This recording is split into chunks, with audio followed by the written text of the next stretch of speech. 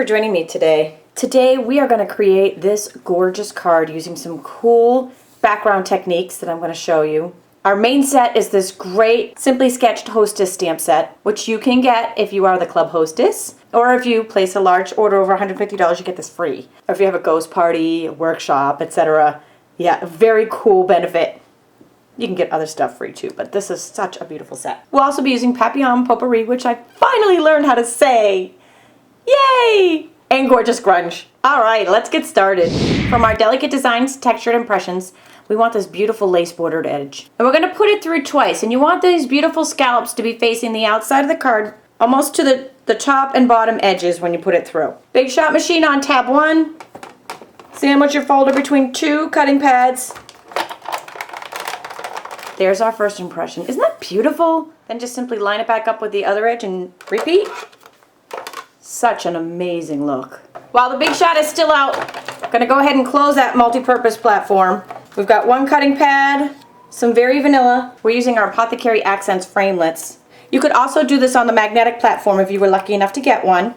More will be available in the fall. Don't worry if you didn't. And just go ahead and crank that through. And that cuts our beautiful shape. Here are our 3 stamp pad colors. Now when inking, I'm gonna start with the pistachio and our beautiful flower and stamp that towards the left-hand side. Then take your Stampy Scrub and Mist and go ahead and clean that and stamp the flower on some scrap using some strawberry slush. And then our butterfly will also be stamped using some strawberry slush. This is a Thank You, Sympathy, and Birthday set.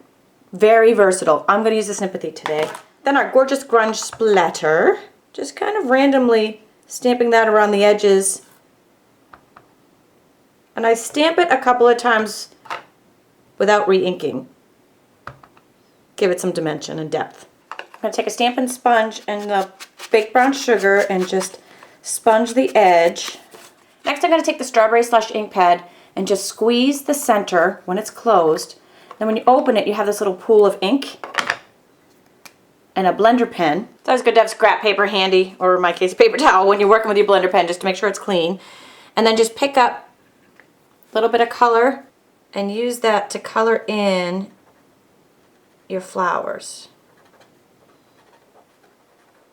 and the center of your butterfly. I didn't totally color either one of these in, just really darker around like the center of the flower and the petals. Didn't want to go too, I didn't want them to be too dark. Just wipe that on some scrap paper or paper towel in this case. Gonna take the bitty butterfly punch and punch out this butterfly. And I'm sorry to say I don't have a puncher framelits for this stamp. I'm actually cutting that out with my paper snips. All right, now we've just got some assembly. Our background textured panel, I am adhering with some Tombow liquid glue.